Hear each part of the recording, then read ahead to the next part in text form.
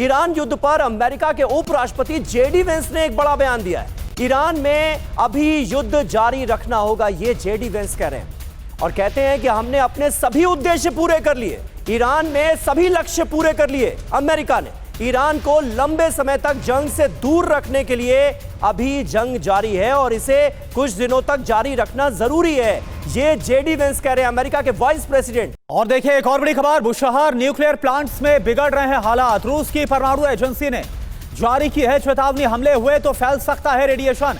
यह एजेंसी की तरफ से कहा गया। रूस की सरकारी परमाणु निगम रोसटॉम के प्रमुख ने वार्निंग दी है। बुशहर पर तीसरी बार हुआ था हमला और यह कह दिया गया रूस से कि अगर अगली बार हमला हुआ तो फिर रेडिएशन लीक का बहुत बड़ा खतरा। और आप समझिए कि इसके बाद पूरे अरब में यह खतरा बहुत ज्यादा बढ़ जाएगा।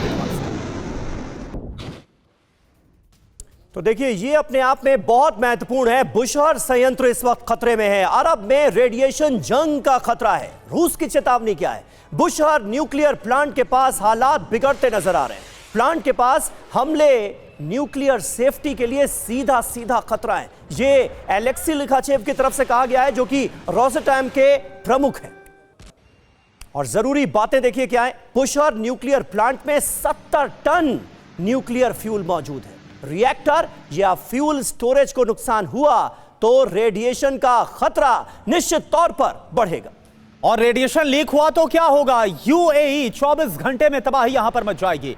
ओमान की बात करें 36 घंटे में रेडियो एक्टिव प्लूम पहुंच जाएगा। सऊदी अरब की बात करें तो 48 घंटे में बर्बादी यहां पर मच सकती है। फारस की खाड़ी, समंदर का पानी दूषित हो सकता है। दावा क्या है? इजराइल ने ईरान के 5 प्लांट्स को टारगेट पर लिया। हालांकि रेडिएशन लीक की कोई खबर अभी तक सामने नहीं आई है। कार्तिकेय काले सर, आप मुझे एक बात बताइए, हालांकि वो तो हम देख रहे हैं कल भी जिस तरह से बुशहर पर हमला किया गया, लेकिन अब जिस तरह से रेडिएशन के खतरे की बात रूस की तरफ से जाहिर की जा रही है और यह बड़ा खतरा ना सिर्फ ईरान पर रहेगा बल्कि अरब के खाड़ी के देशों पर भी विध्वंस का खतरा मंडरा रहा है, तो क्या इसके जरिए एक तरह से जो रूस है वो यह आगाह करने की कोशिश कर रहा है अरब के देशों को कि वो वक्त रहते अमेरिका और इजराइल को समझाएं ताकि यह युद्ध जल्द से जल्द खत्म हो पाए?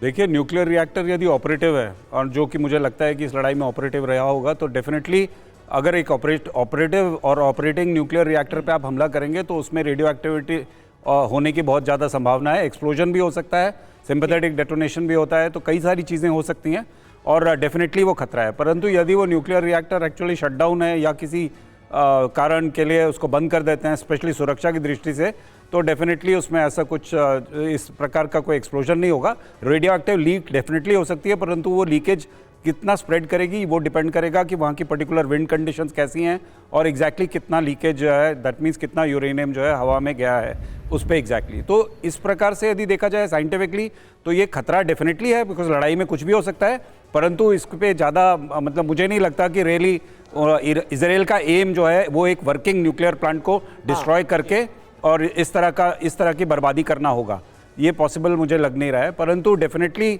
जो इसका न्यूक्लियर डायमेंशन है वो ध्यान में रखना ही पड़ेगा। ठीक बात है प्रोफेसर अमिताभ सिंह, लेकिन जेडी वेंस के बयान को कैसे आप देखेंगे? वो कह रहे हैं कि हमने सभी लक्ष्य हासिल कर लिए। अभी तक तो डोनाल्ड ट्रंप ये दावा करते थे, अब जेडी वेंस भी कहते नजर आ रहे हैं। सबसे बड़ा लक्ष्य तो बताया यही गया था कि रिजीम चेंज होनी है ईरान में। ऐसे दूर दूर तक कोई आसार तो नजर नहीं आ रहे, बल्कि अमेरिका और इजराइल में जरूर रिजीम के खिलाफ लोग सड़कों पर नजर आ रहे हैं। देखिए, जेडी वैंस अब तक इस वॉर में इन्वॉल्व नहीं थे, आपने देखा होगा। हाँ। सारा बातचीत जो है वो मार्को रूबियो और प्रेसिडेंट ट्रंप खुद कर रहे थे। जेडी वैंस को इससे अलग रखा गया था क्योंकि वो भावी प्रेसिडेंशियल कैंडिडेट हैं ट्रंप साहब के बाद, तो उनको इस ईरान की आग से अलग रखा गया था। लेकिन जेडी वैंस और प्रेसिडेंट ट्रंप भी कहते हैं the entire nuclear program of Iran has been obliterated, यानी हमने विनाश कर दिया। फिर जेडी वैंस कह रहे हैं हमारे मिलिट्री ऑब्जेक्टिव्स पूरे हो गए, तब आपके सिविलियन ऑब्जेक्टिव्स जो था ईरान की रिजीम को बदलना, वो तो पूरा नहीं हुआ है, यानी आप उसके पीछे लगे हैं। और आप ये भी जानते हैं कि वो जिस दिशा में युद्ध जा रहा है वहां की रिजीम आसानी से नहीं बदलेगी अगर आप बूट्स ऑन ग्राउंड भेज भी दें। आपका जो ऑब्जेक्टिव है वो इकोनॉमिक ऑब्जेक्टिव है, इजराइल का ऑब्जेक्टिव है ईरान का विनाश। ये दो ऑब्जेक्टिव्स में, और अब तीसरा ऑब्जेक्टिव गल्फ कोऑपरेशन कंट्रीज के हैं कि किसी भी तरह से ये युद्ध को रोका जाए, नहीं तो जो उनका विनाश हो रहा है अमेरिकन स्ट्रैटेजिक इंटरेस्ट जो इनके कंट्रीज में है, उनके चलते ईरान इन पर अटैक कर रहा है। और अगर आगे चल के ऐसा ही भी होता रहा तो वो सारे कहेंगे कि अमेरिकन बेसेस को यहां से हटाओ क्योंकि मुझे यहां आपसे डिफेंस नहीं मिला, और उल्टा ईरान हम पर अटैक कर रहा है। बिल्कुल बिल्कुल। तो ये एक दबाव बनाने की रणनीति भी साफ तौर पर नजर आ रही, चाहे वो रूस की तरफ से वार्निंग हो, न्यूक्लियर वार्निंग, या फिर जिस तरह के हालात बनते नजर आ रहे हैं